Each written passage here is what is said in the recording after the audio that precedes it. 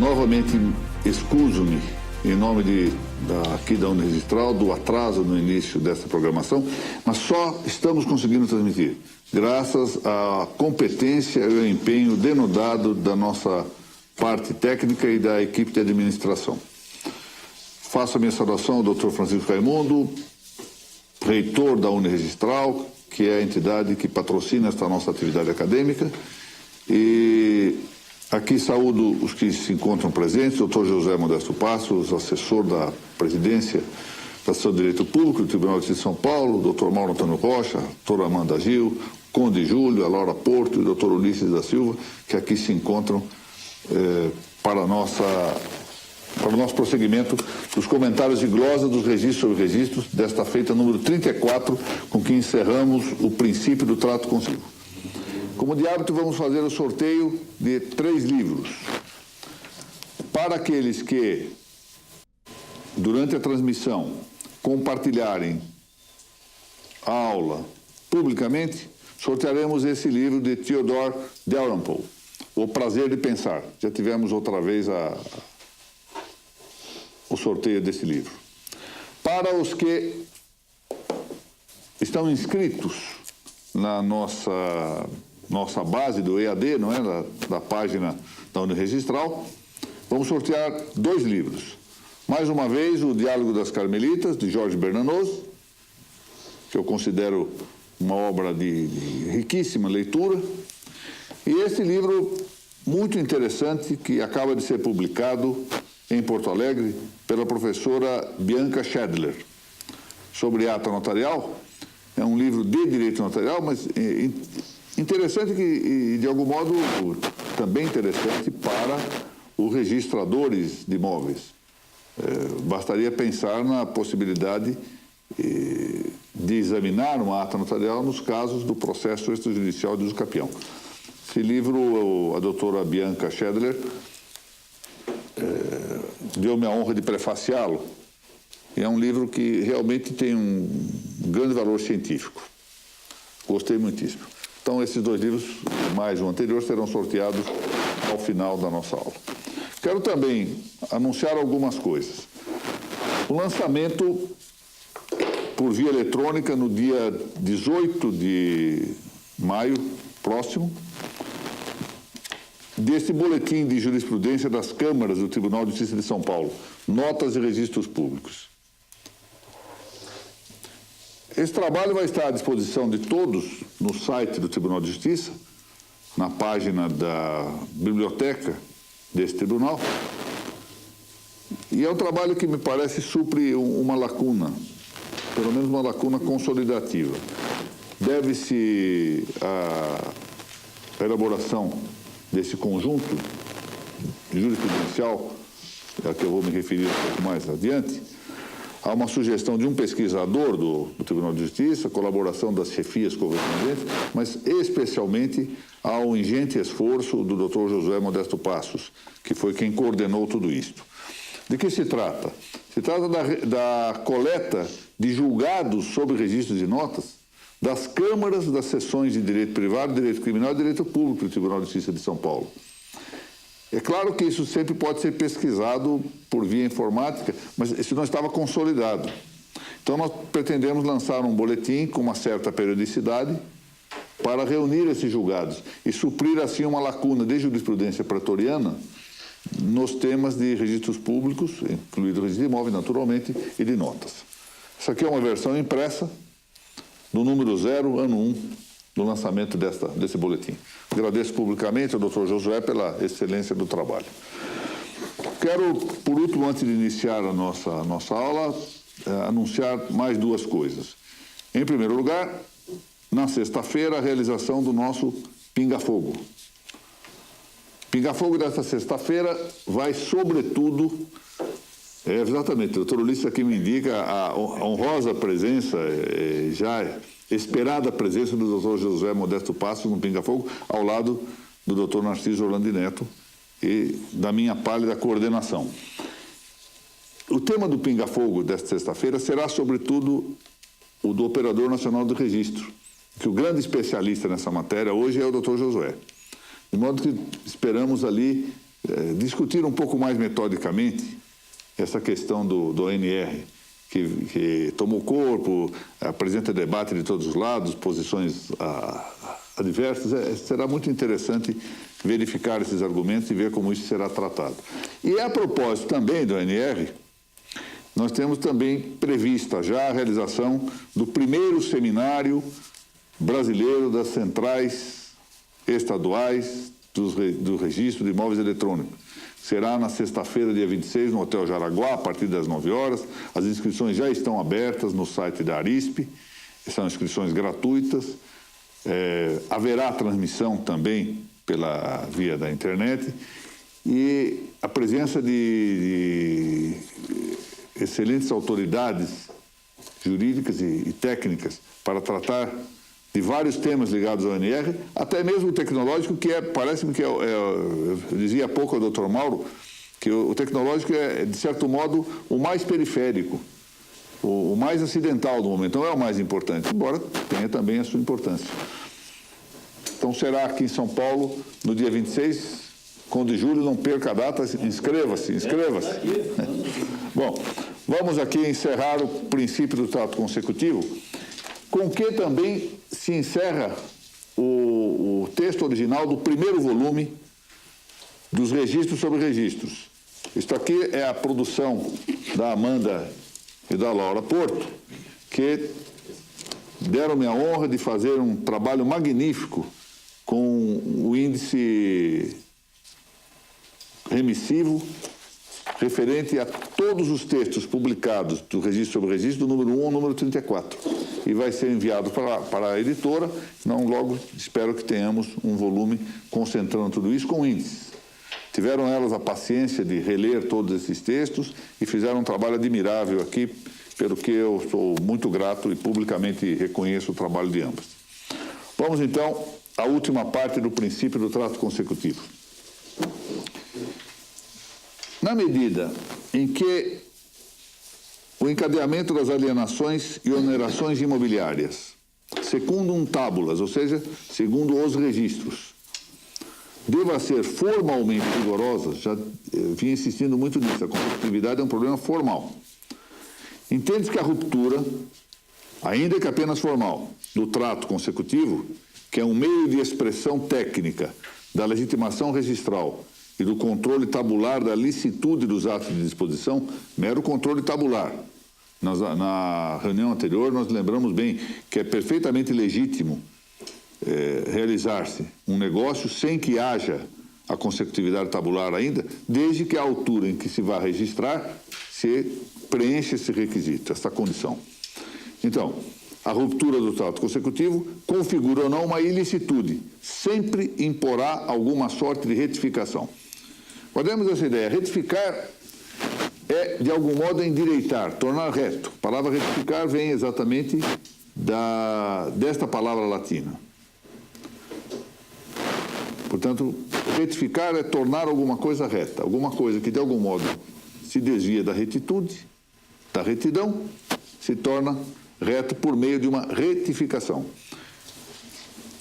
Isso resulta do próprio caráter do registro, que, sendo um sistema jurídico formal, deve, o menos possível, pender do concurso de paralelos ou correlatos materiais para asseguração de direitos. Ou seja, se nós criamos um sistema formal, é exatamente para observá-lo. Não haveria necessidade de criar um sistema de uma técnica formal adequada se não fosse para observar e se fosse para concorrer livremente com meios materiais. Para que adotar um sistema rigoroso, rígido, formal, custoso, que despende tempo, se ao mesmo tempo nós pudéssemos suprir tudo isso por uma via paralela? Isso deve ser, portanto, uma exceção que se vai contar o menos possível, ou seja, esta quebra da observância, a possibilidade de alguma não observância do sistema formal. De todo será impossível evitar alguma ruptura, mas havemos de fazer isso o menos possível. Assim, a retificação do registro em caso de rompimento do trato consecutivo é um requisito formal, porque a rígida observância da consecutividade, como já ficou dito, é a maneira expressiva com que se formaliza e alicerça a legitimação registral, ou, quando o caso, a fé pública registrada nos sistemas em que ela age, e o brasileiro possui limitadamente isto. Ora, a consecutividade registral implica, positivamente, de modo ordinário, ou seja, de comum, é dizer, com ressalva do trato abreviado, o prévio registro do título jurídico, de que resulte o ius disponendi atual. E, negativamente, acarreta a denegação do registro ou averbamento dos títulos em que o outorgante não seja legitimado tabular. É esta a função. Há casos, entretanto, em que se dá a ruptura desse trato consecutivo, o rompimento desta cadeia. Isso pode ter um fundamento jurídico, por exemplo, nos casos de uso capião ou de desapropriação. Ou pode ocorrer de modo factual. E, de fato, às vezes ocorre mesmo. Há um erro e se procede à margem do trato consecutivo. Para estes últimos casos, da ruptura fática, impõe-se o reatamento ou recobro da consecutividade, por meio de uma retificação registral. Eu vou deixar de discutir aqui acerca do caráter originário da uso capião. E eu digo aqui que muitos romanistas avessam. Eu queria até insistir um pouco nesse ponto para levantar uma discussão que se pode ainda fazer no direito brasileiro. Há muito espaço para discutir isso. Matéria praticamente ignorada pela maior parte dos autores, para não dizer por todos. Criou-se essa noção comum, tópica, de que a uso capião é uma forma originária, um modo originário, e não se discute se é ou não. Acontece que há uma passagem num livro magnífico, que é o Manual de Direito Romano, do professor Alexandre Corrêa e do Gaetano Chacha, em que consta exatamente a indicação de que a uso capião não é forma originária, mas uma forma sui generis de aquisição. Nem originária, nem derivada. Esse tema de aquisição originária derivada é o tema de que é especialista, entre outras especialidades, do Dr. Josué Modesto Passos. Mas, apesar disso, eu vou, na presença dele, constrangidamente, tratar um tanto disso. Eu li isso, que na verdade eu fui procurar isso, instigado por uma observação que me fez o meu saudoso amigo e professor, José Fraga Teixeira de Carvalho, que foi desembargador aqui em São Paulo. Certa vez ele me disse isso: o professor Alexandre Corrêa contesta a ideia de que a uso capião seja modo originário. Ora, Alexandre Corrêa contestar alguma coisa significa, no mínimo, ter a prudência de parar um pouco a mente e examinar se ele tem razão ou não. A autoridade dele era manifesta. Fui procurar, achei o texto, mas ele não explica, não dá o fundamento. Tempos depois, passados muitos anos, eu tenho acesso à obra desse que provavelmente foi, se não o maior, seguramente um dos maiores romanistas do século passado, Álvaro Dors, grande romanista espanhol.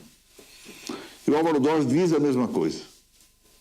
Diz que não é modo originário, diz que é um modo sui generis. E ali indica que no direito romano era assim, explica as razões pelas quais no direito romano era deste modo. Então, eu penso que com esses dois argumentos, se o Dors se remete a outras fontes, nós temos matéria suficiente para pedir ao Dr. Josué que escreva um livro a propósito desse tema, já que ele é, como eu disse há pouco, um grande especialista dessa matéria aqui em São Paulo. Muito bem. Certo que, pois que a uso capião e a desapropriação acarretam com seus registros, tal qual eles se fazem habitualmente, não é? Por sua efetividade, que se interrompa o trato consecutivo, ressalvada a circunstância de que a uso capião confirmatória pode não levar a esse resultado à evidência. Claro, é perfeitamente possível, embora custoso e pouco ordinário, que alguém que já tenha o nome no registro como legitimado registral, ainda assim se valha da ação de uso capião para ter um efeito confirmador do registro, por exemplo. Mas é perfeitamente possível isso. Atua como se fosse uma ação declaratória.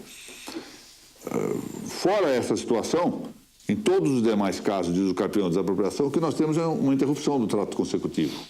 O nome está em nome do Conde Júlio, a Laura entra com uma ação de usucapião e registra como título originário, sem transmissão, seja direta, seja por meio do Estado. O Estado não está transmitindo nada, essa aquisição é direta. Se tem como originária. Essa interrupção do trato, entretanto, pode ser, por ser conformada à normativa, não impõe retificação posterior alguma.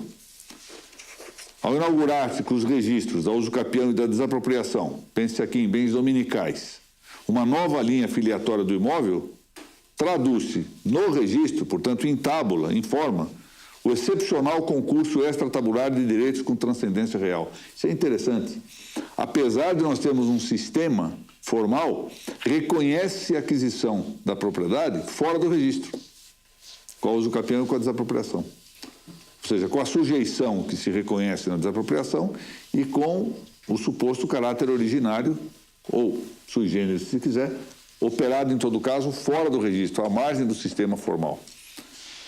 Pode dizer-se, talvez, que o registro da usucapião seja retificador, entretanto, na medida em que corrige um status jurídico afligido por prescrição extintiva. Aqui é um ponto importante. Então, partimos de dois supostos que nós precisamos pôr em evidência. E, nesse momento, penso que é de uma atualidade flagrante com a aparição da tal opção de naturalidade no registro civil. Se nós continuarmos a entender que um dos supostos, ou uma das razões de ser, para não dizer fundamentalmente o núcleo ou a essência do registro, todo registro público, é ser fiel à realidade, ou seja, corresponder à verdade, o que já, por exemplo, com a opção de naturalidade se vê contrariado, que a opção de naturalidade é a possibilidade de mentir abertamente perante o registro, e de o registro estampar uma falsidade. Bom, deixemos isso de lado. Volto a dizer, se o registro deve espelhar a realidade, então o que faz o registro da usucapião é retificar. Por quê? Porque já então terá ocorrido a transmissão do domínio, ou como quer que seja, a aquisição do domínio por prescrição extintiva fora do registro. E quando nós registramos a usucapião, o registro se torna reto outra vez. Então, há uma ideia de retificação presente no registro da usucapião. Mas o pressuposto é que o registro deva corresponder à verdade. E é isso que já começa a pôr-se em dúvida, na medida... O registro civil tem sido a vítima dessas considerações. Quando nós abrimos o registro civil a ser um álbum de recordações, e qualquer coisa pode ali constar-se, de acordo com a vontade, ou com o impulso, ou com a paixão individual, independentemente de sua correspondência com a realidade das coisas, com a realidade política, então nós já começamos a pôr em dúvida se o registro segue tendo essa marca de fidelidade ao real, de fidelidade ao verdadeiro. Mas se nós insistimos nessa tese, e é o que eu penso, o registro deve corresponder sempre à verdade, como todas as coisas devem corresponder à verdade, então penso que a usucapião tenha efetivamente um papel retificador. Por quê? Insisto aqui, ela corrige um status jurídico afligido por prescrição extintiva, rendendo ensejo a uma demarcada concorrência de visibilidade material extra-registrária. Eu volto a dizer aqui, já vamos estudar isso melhor, é uma limitada concorrência da visibilidade material que se produz fora do registro. O sistema de registro não é a única instituição dirigida à ordem social e ao bem comum. Isso é muito importante. O registro é uma das instituições que se dirigem à ordem social e ao bem comum, não é a única. Portanto, o registro tem concorrência, e felizmente tem concorrência, porque quando falha, assim dizer, a chamada estatística que o registro recolhe, é exatamente a hora que a jurisdição pode exercer o seu papel de também concorrer para a ordenação e o bem comum. O exemplo que eu vejo nisso, embora um pouco caricatural, deu-se aqui em São Paulo, certa vez, doutor Ulisses, quando um de seus colegas, pelo qual tem uma estima muito grande, porque não queria registrar um título que tinha prioridade no protocolo, porque percebeu que havia um outro, posteriormente protocolado, que era da verdadeira aquisição, que a primeira pessoa que havia adquirido estava sendo enganada com uma segunda transferência que tinha se antecipado ao protocolo. Então, esse colega seu, com reta intenção, é verdade, queria agir não ao modo de um registrador, mas ao modo do juiz do judiciário. Não queria registrar de jeito nenhum o primeiro título. Senão eu vou romper, vou vulnerar a prioridade porque eu vou registrar. Foi preciso todo um trabalho de mostrar a ele que ele não era o juiz do judicial. Mas que era, por assim dizer, o juiz do registro, tinha que seguir um sistema formal. Bom, a solução há de ser diversa, porém, quando se cuida da ilicitude factual do rompimento do trato consecutivo. O exemplo está aqui, ó.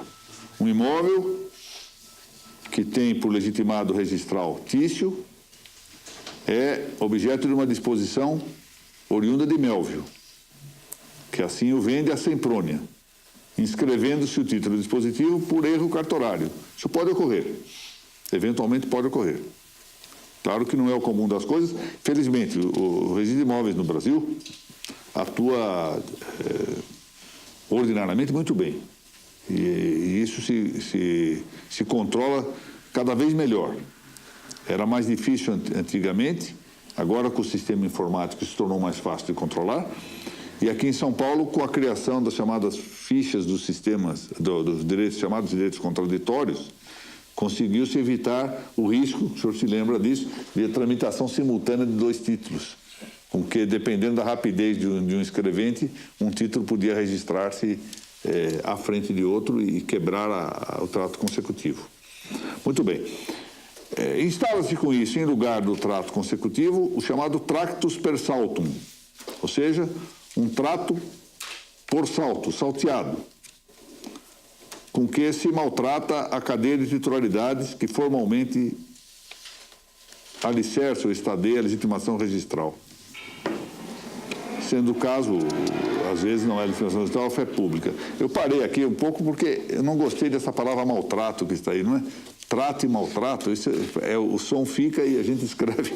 Vamos tratar de mudar isso, doutora Amanda. Vamos colocar aí em vulneração, em ofensa, vai.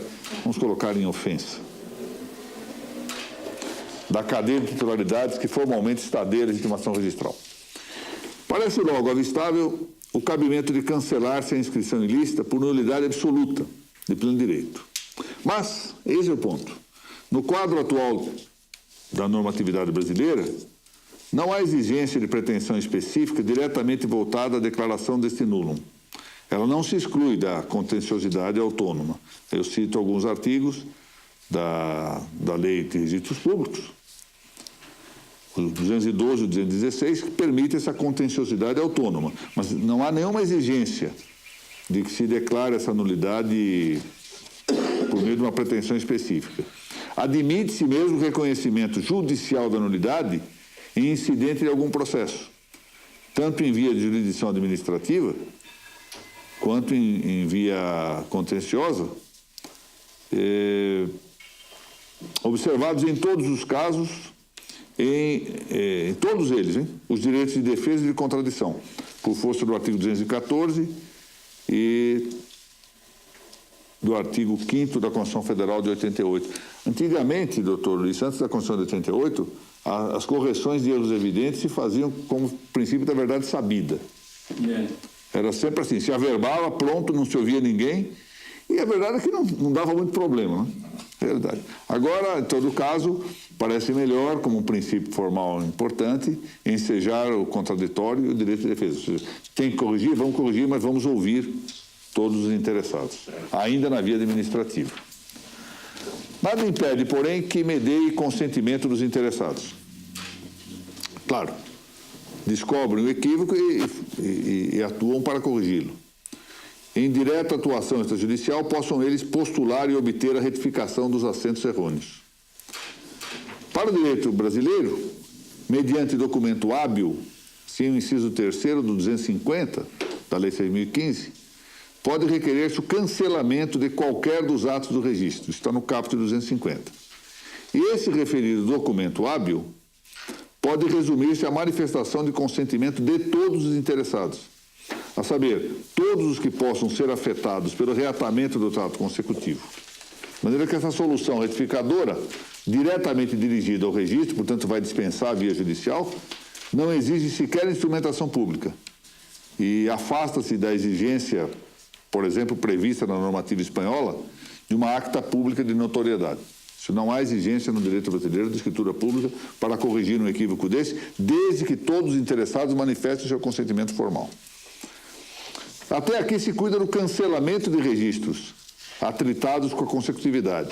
Isso quer dizer uma retificação de caráter negativo. Os senhores sabem, as retificações podem ser positivas, quando se acrescenta algo, negativas, quando se cancela algo, ou mistas, quando se cancela e acrescenta ao mesmo tempo. E a pergunta é isso: pode pensar-se uma retificação apenas positiva?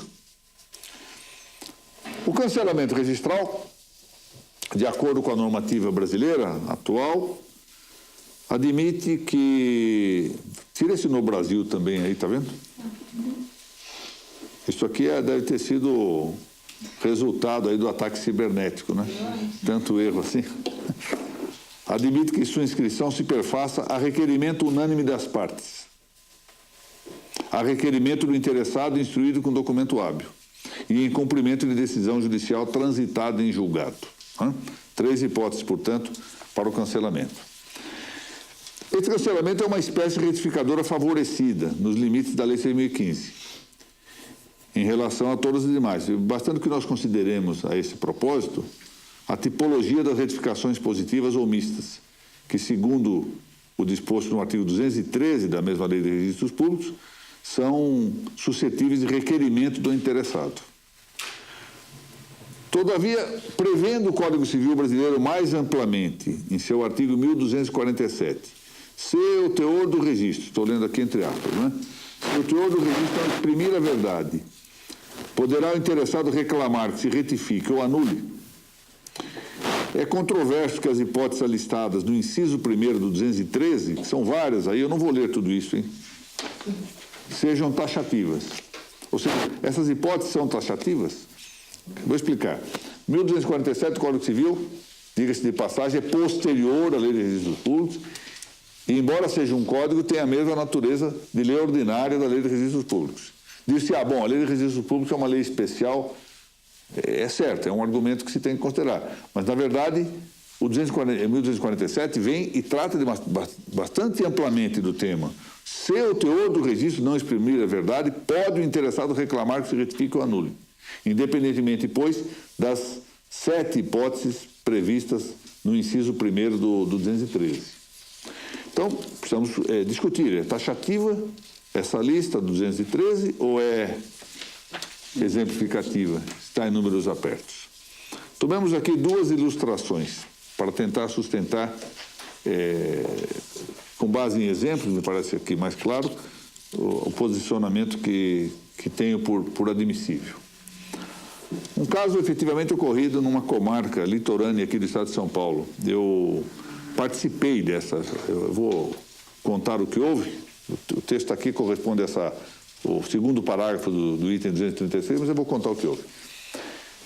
E foi uma correção muito interessante em um cartório do litoral de São Paulo, porque o titular do cartório, que era um homem íntegro, diga-se de passagem, em virtude de problemas graves, problemas familiares, afastou-se, na verdade, da regência do cartório. E no cartório estabeleceram-se grupos de interesses diversificados e, tanto quanto eu pude verificar, não dos mais, digamos, rígidos na prática cartorária, para dizer o menos.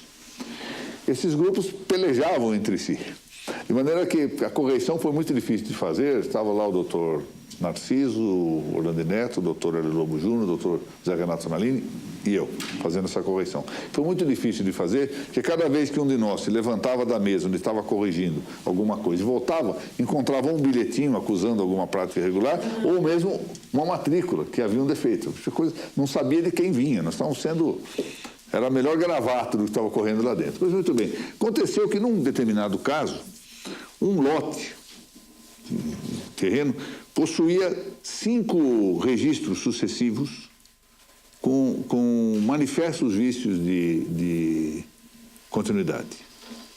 Ora, a tendência normal, àquela altura do pensamento registrário que dominava em São Paulo, era considerar o protocolo e anular tudo que era posterior no protocolo. De maneira que o imóvel deveria voltar ao R1 que no nosso caso eram 5 registros, ou 4 que eu coloquei, 5 aqui no exemplo, que permanecia com a solução aparentemente, formalmente verdadeira. Depois é preciso aqui fazer um parênteses para dizer que evoluiu a doutrina pretoriana aqui de São Paulo, no sentido de acolher a tese, que já era do Alfredo de Carvalho, de que o protocolo só tem função in itinere, ou seja, enquanto o registro não se realiza. Depois que o registro se realiza, não é possível recorrer mais ao protocolo. Ele já desapareceu, ele é como um andaime.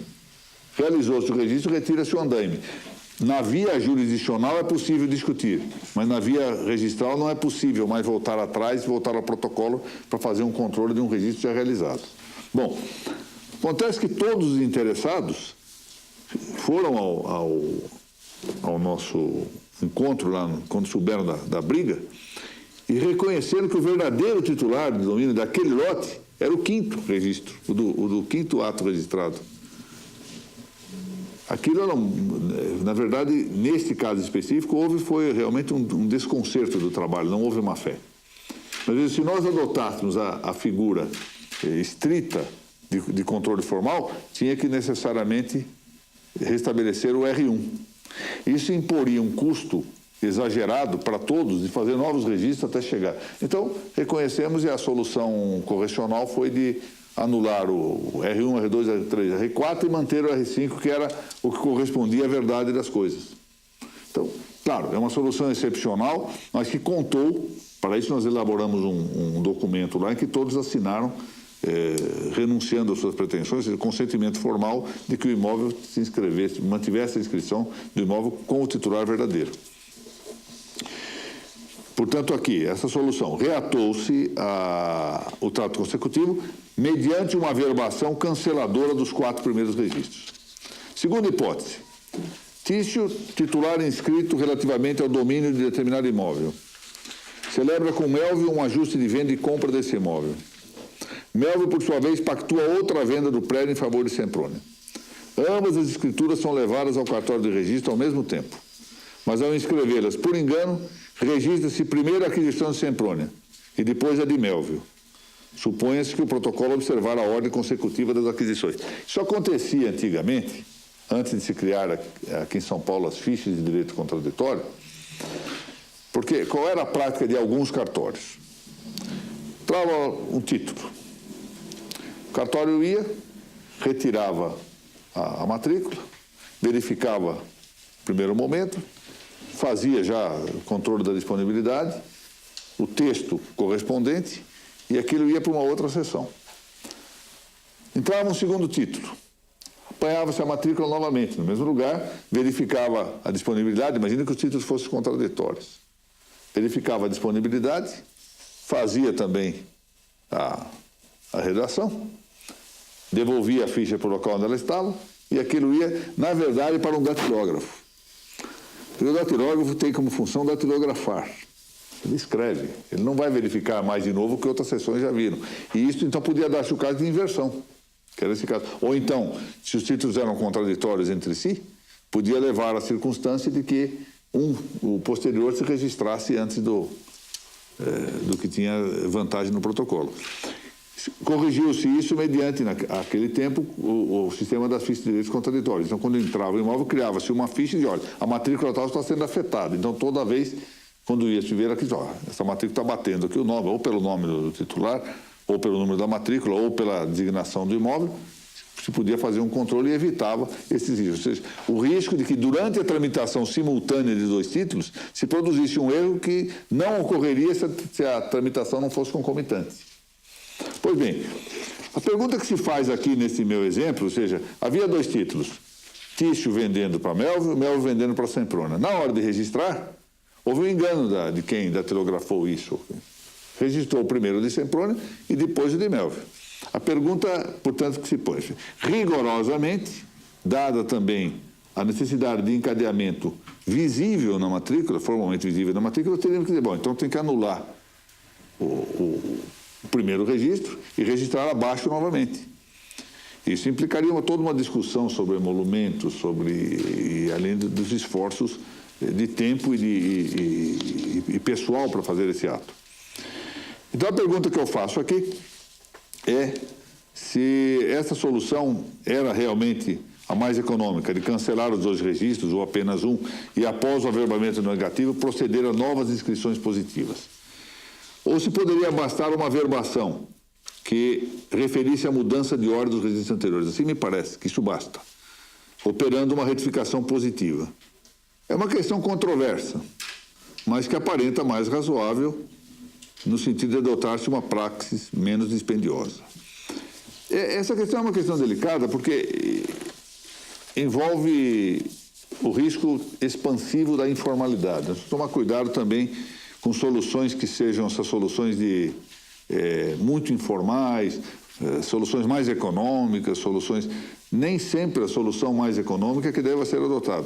O critério fundamental para guiar essas soluções econômicas é a manutenção da segurança jurídica. Fundamentalmente é o seguinte, com isso nós vamos afetar a segurança jurídica? Não vamos. Veja, o papel do registrador nessas situações é de ser um defensor do interesse fundamental do titular inscrito e dos terceiros, e não do adquirente. O adquirente já está lá, ele apresenta o título e ele se defende. Quem não se defende, em geral, é aquele que é o titular inscrito e que tem por defensor ou por custódio exatamente o registrador, e terceiros que possam ser a comunidade como um todo, que pode ser vulnerada em seus direitos por uma atuação contrária à segurança. Mas se a segurança estiver salvaguardada, é possível, a partir daí, adotar sempre medidas mais econômicas, porque o registro não deixa de ser um processo sobre determinado aspecto, e talvez seja o aspecto mais fundamental dele, é um processo, e a regra principal de todo o processo é a economia. Isso eu já tenho afirmado aqui outras vezes. Economia de esforços, economia de tempo, economia de meios até financeiros. Então, penso que nessa situação estaria resguardada a segurança jurídica e seria possível atuar adequadamente esta averbação. Com isso, nós concluímos aqui o tema do trato consecutivo. Talvez, num certo sentido, eu já disse isso na aula anterior, nós tenhamos despendido mais tempo do que merecia esse princípio, do ponto de vista técnico. Mas confortou-me o doutor Ulisses da Silva, a cuja autoridade eu sempre reverencio com muita veracidade, que esse tema, do ponto de vista prático, tem muita importância. E que, portanto, nós não, no fundo, esse dispêndio de tempo para tratar do princípio não visa tanto ao problema técnico. Ele tem poucos problemas técnicos a resolver, mas visa, sobretudo, a reforçar a importância do controle do trato consecutivo. Então, nesse sentido, consola-me esta observação. Na próxima semana, entramos no princípio da especialidade já, não é? Então, esse sim é mais complicado. Doutora Graziella tem tanto e com muito esmero contribuído aqui para a administração do nosso curso. Hoje foi um pouquinho mais. Oh, que bom. Está vendo que o atraso faz bem, doutor Wander?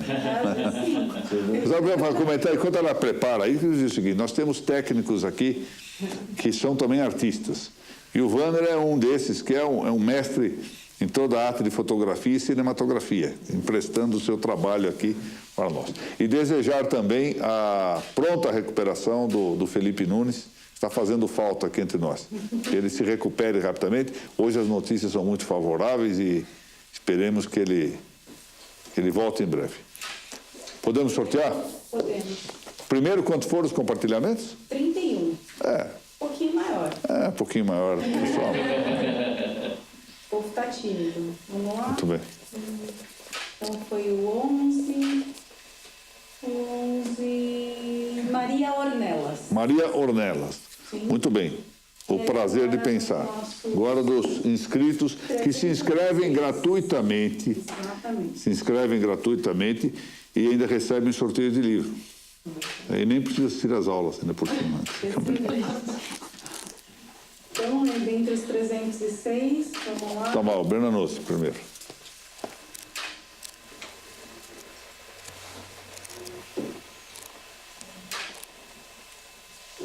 Edmilson de Oliveira. Edmilson de Oliveira.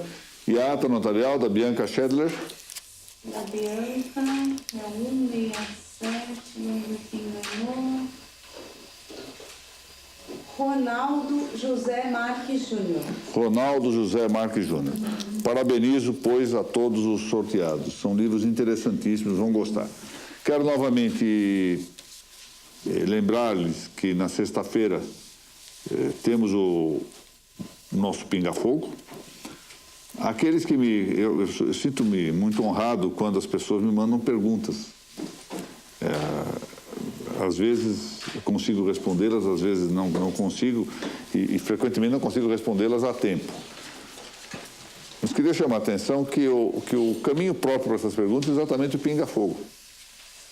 Pinga Fogo é para isso mesmo, para nós tentarmos dar resposta nessas questões que amadurecem em alguns lugares e que as pessoas têm dificuldade. E nós também temos dificuldade, diga-se de passagem.